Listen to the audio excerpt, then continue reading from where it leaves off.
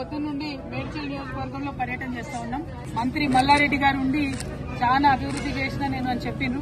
ఎక్కడ చూసినా జవహర్ నగర్ కావచ్చు, మేము దమ్మాయి కూడా కావచ్చు, అన్ని ఏరియాస్ తిరుక్కుంటూ వస్తున్నాం. ఎక్కడ చూసినా మౌలికమైనటువంటి వసతులు, తాగునీరు గాని, రోడ్లు గాని, స్కూళ్లు గాని, హాస్పిటల్ గాని ప్రతి ఒక్కదానికి ప్రజలు ఇబ్బంది పడుతున్నటువంటి పరిస్థితి. అన్నిటికన్నా దారుణం ఏంటంటే ఇంత పెద్ద మేడ్చల్, మొత్తం ఇండియాలోనే అతిపెద్ద ఎమ్మెల్యే కాన్స్టిట్యున్సీ అని చెప్పుకునే మేడ్చల్లో, హైదరాబాద్ కి కూతవేటి దూరంలో ఉన్న మేడ్చల్లో ప్రభుత్వ జూనియర్ కళాశాల కావచ్చు, ప్రభుత్వ డిగ్రీ కళాశాల కావచ్చు తక్కువనే. మొత్తం ప్రైవేట్ పరం అయిపోయింది. ప్రైవేట్ ఎడ్యుకేషన్ హబ్ గా మారిపోయింది.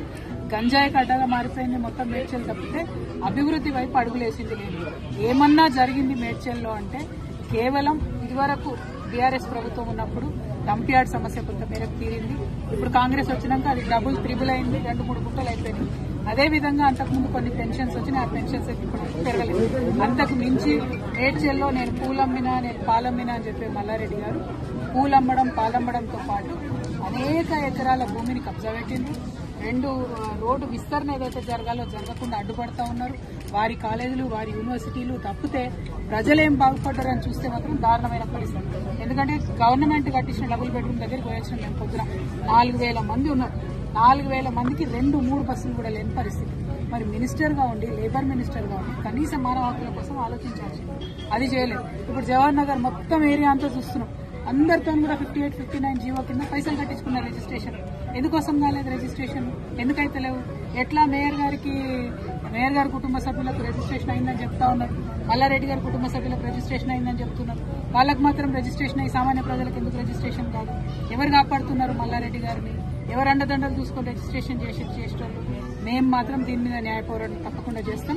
ఏదైతే 58, 59 కింద లక్షలాది రూపాయలు కట్టి పేద ప్రజలు వెయిట్ చేస్తున్నారో అవి రిజిస్ట్రేషన్ అయ్యేంత వరకు అవసరమైతే సుప్రీంకోర్టు దాకా కూడా తెలంగాణ జాగృతి పోతుంది, పోరాటం చేస్తుందని.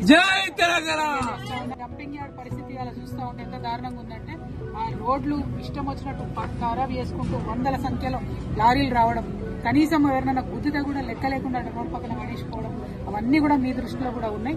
అటువంటి పరిస్థితుల నుంచి మారాలి. ఇవన్నీ పోని పక్కకు పెడదాం అనుకుంటే మిషన్ భగీరథ పైప్ లైన్లు ఉన్న చోట కూడా వారానికి ఒక్కసారి కూడా నీళ్ళు వస్తాయి. మరి ఏంది ఇది? మున్సిపాలిటీ వాళ్ళు మంచినీళ్ళ ట్యాక్స్ కట్టించుకోండి అంటే కూడా కట్టించుకోకుండా రిజిస్ట్రేషన్ చేయలేదని చెప్తున్నారు. ఏంది ఇది? ఇంత సమన్వయం లేకుండా ఎట్లుంటారు? ఖచ్చితంగా మల్లారెడ్డి గారు శ్రద్ధ పెట్టాలి, ఈటల రాజేంద్ర గారు శ్రద్ధ పెట్టాలి. అందరికన్నా ఇంపార్టెంట్, ఇదివరకు ఇక్కడ ఎంపీగా ఉన్న ముఖ్యమంత్రి గారికి ఇక్కడ అణువణువున ఉన్నటువంటి సమస్యలన్నీ తెలుసు. వారు మేడ్చల్ జిల్లా ఖచ్చితంగా సపరేట్ గా టూర్ పెట్టుకోవాలి. ఈ పరిస్థితి బాగాలేదు, అధ్వానంగా ఉంది. దీని మీద మాత్రం జాగృతి అడుగడుగున పోరాటం చేస్తుందని